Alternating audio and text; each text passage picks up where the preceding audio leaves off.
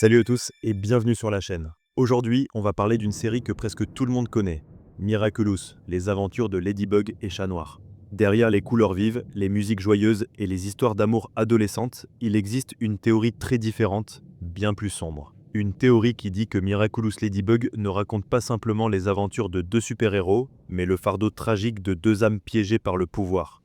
Et si Marinette et Adrien étaient condamnés à recommencer sans fin, à revivre les mêmes combats, les mêmes douleurs, sans jamais s'en libérer.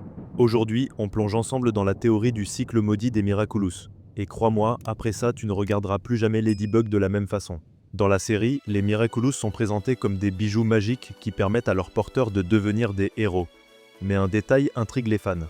Chaque Miraculous semble peser lourd sur celui qui le porte. Marinette, censée être une adolescente ordinaire, vit sous une pression immense. Elle jongle entre les cours, les mensonges, la responsabilité de sauver Paris, tout en cachant son identité à ses proches. Adrien, lui, est prisonnier d'une cage dorée, fils d'un père distant, vivant dans une solitude constante, sans vraie liberté.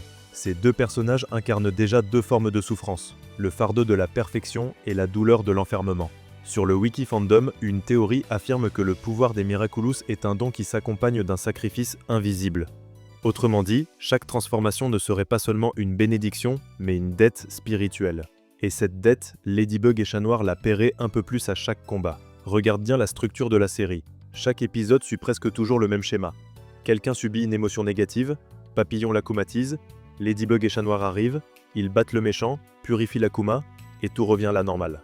Mais cette boucle justement cache quelque chose d'étrange. Les émotions négatives ne disparaissent jamais vraiment. Elles sont purifiées, puis reviennent sous une autre forme. Selon plusieurs discussions sur Reddit, ce schéma est volontaire. Il symboliserait un cycle karmique, une punition éternelle où les héros doivent sans cesse réparer les mêmes erreurs. Le pouvoir de Marinette, celui de la création, et celui d'Adrien, celui de la destruction, sont les deux forces fondamentales d'un équilibre cosmique.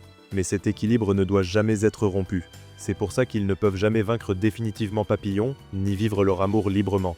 Leur pouvoir s'annule et se régénère sans fin, les condamnant à répéter le même combat pour l'éternité. Si tu observes bien, le papillon ne crée pas ses Akuma à partir de rien.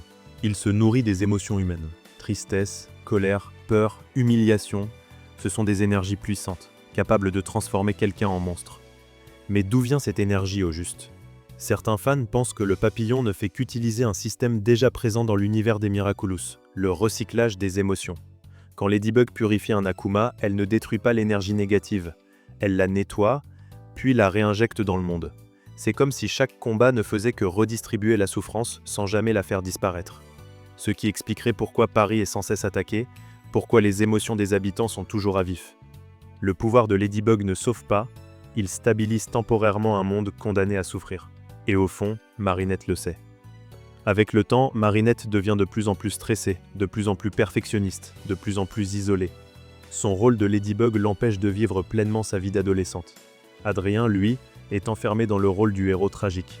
Il veut plaire à tout le monde, mais se sent seul, incompris et manipulé.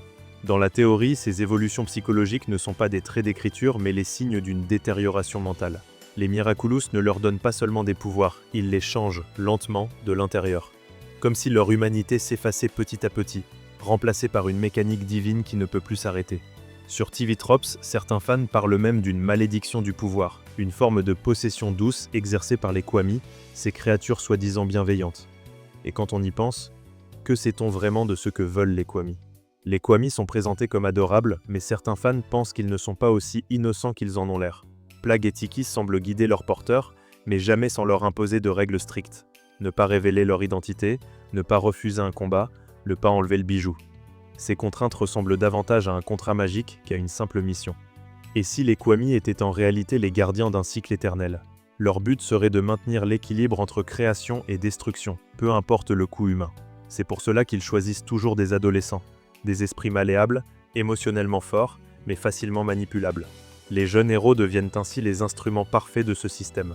Et à la fin, quand Marinette sourit après une victoire, c'est peut-être juste pour cacher une vérité qu'elle ne peut pas affronter. Elle n'est pas libre. Le papillon, Gabriel Agreste, n'est pas un simple méchant. C'est un père qui veut ressusciter sa femme, quitte à plonger tout Paris dans le chaos.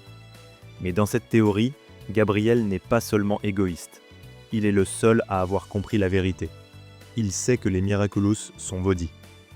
Il sait que ces bijoux enferment les âmes de puissance cosmique qui utilise les humains comme des pions. Et s'il cherche à réunir les Miraculous du chat noir et de la coccinelle, ce n'est pas pour dominer le monde, mais pour briser le cycle. Pour mettre fin à cette boucle infernale où les émotions des humains servent de carburant à des dieux invisibles. C'est pourquoi il est prêt à tout risquer. Et quand on voit la douleur d'Adrien, son propre fils, on peut presque comprendre. Il veut libérer son enfant de cette prison divine. Si le papillon réussissait, que se passerait-il ? Les fans pensent qu'il détruirait le monde des Miraculous, effaçant toute mémoire de ce système. Et dans ce scénario, Paris retrouverait la paix, mais au prix de tout.